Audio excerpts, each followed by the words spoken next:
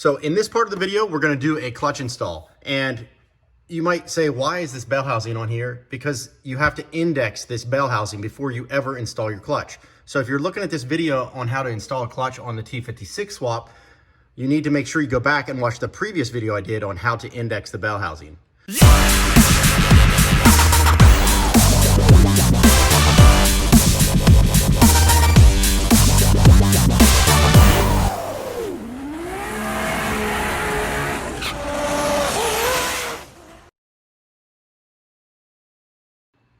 For the clutch install, here is what you're going to see. So you're going to need your clutch itself. You're going to have a flywheel, which I actually already have installed in the car. So we don't have a flywheel in this picture here, but we have our pressure plate, flywheel, and we have our pressure plate bolts hardware. We have a pilot bearing that is specific for the T56 swap.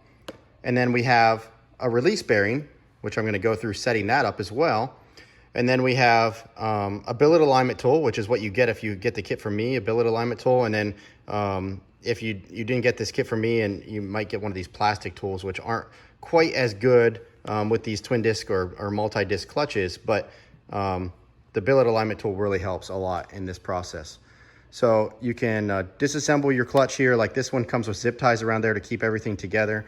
And you can see here, that's just holding the clutch pack together and holding the bottom disc in place.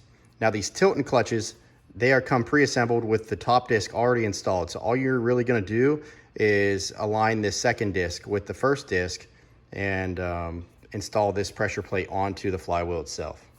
So let's go ahead and start installing this clutch. All right, so the flywheel bolts are installed and torqued down to 75 foot-pounds and red Loctite in there. So the next step is to install the pilot bearing. Now, for the pilot bearing, if you're coming from an already existing manual car, you're gonna have to pull the stock pilot bearing out. Since this car was an automatic car, we have no pilot bearing, and we're gonna install the T56 specific pilot bearing now. For the pilot bearing, what you wanna do is get yourself a 22mm socket. And what you're gonna do, the reason why we're gonna use this socket is we're gonna find one that is close to the diameter of the actual pilot bearing. And we're gonna use that socket as a way to mechanically place this bearing into the crank. So I'm going to use a hammer and tap the back of this socket to push the bearing into the crank.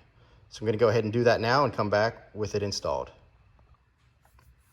All right, you can see the pilot bearing is installed, and you can kind of see how I have it installed. It's just below flush into the crank there, and everything spins nice and free. And the next step up then is to install the pressure plate itself.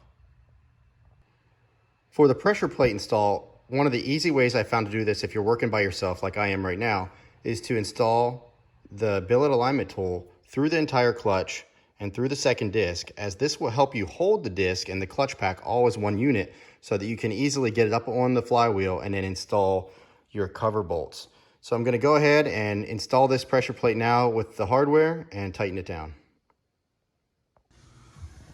All right, here you can see the ST246 is installed, so that's good. Everything's aligned. And then the pressure plate bolts take 35 foot-pounds, and you use blue Loctite on those. So before we do the final install of the bell, I want to talk about the hardware. So this is the hardware kit that you get with my QuickTime bell, and these are the bolts for the transmission to the bell housing, but these are the bolts that are specific for the bell to the block, so around this flange. Now, one of the things that I really pride myself in is providing you with every single nut and bolt for a swap. So when you buy something from me, you're gonna have everything you need. You're not gonna have to run to the hardware store for a bolt, a nut, a washer, any of that stuff. And the other thing is, with these bell housings, I trim them specific to the car. So like for this example, the Mark IV Supra, I trim this off, which has a big knot out here, which would hit the tunnel. So I trim that off the bell and I repaint it, make it look like it was never modified. And that's one of the reasons I put the sticker on here, so that you know that I modified this bell.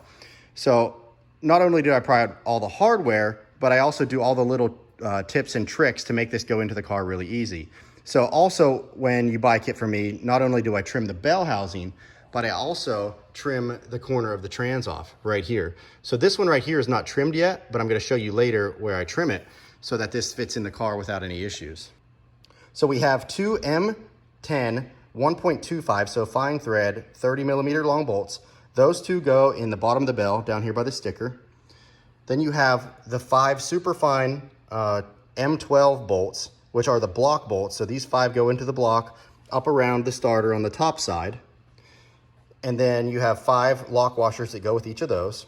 Then you have the 2 starter bolts that pass through the bell housing, through the block and into the starter. And you have 2 washers and 2 high collar lock washers for those as well. So this is all the hardware for the bell. I'm gonna go ahead, reinstall this bell for one last time, and then we're gonna move on to the release bearing setup. Okay, so you can see the bell housing is finished installed. Everything is done. So if you're looking for torque specs, I don't really use torque specs for these bolts, but I would say, like, if I'm gonna guess what I'm torquing these to, on all the M10 bolts, so the smaller bolts around here, I'm gonna go to about 50 foot-pounds because most of them are in aluminum. I don't wanna go too crazy. And then for these ones that are going into the cast iron block, the M12s, I probably take them to like 60, 65 foot-pounds. So you wanna take them really tight, but I don't really have a torque spec for that. So all the bolts all the way around are torqued down and in spec. Now, one of the things that are tricky are these top bolts. So you can see them up there. Now, you can see how much room I have here, and that is because, I think I told you in an earlier video, I have a exhaust jack under the crank pulley holding the motor up and tilted back, so it's very easy to work on. So that's a little trick to help get the bell in place, and that'll also help you in an amazing way to help slide the trans on here when we get to that point.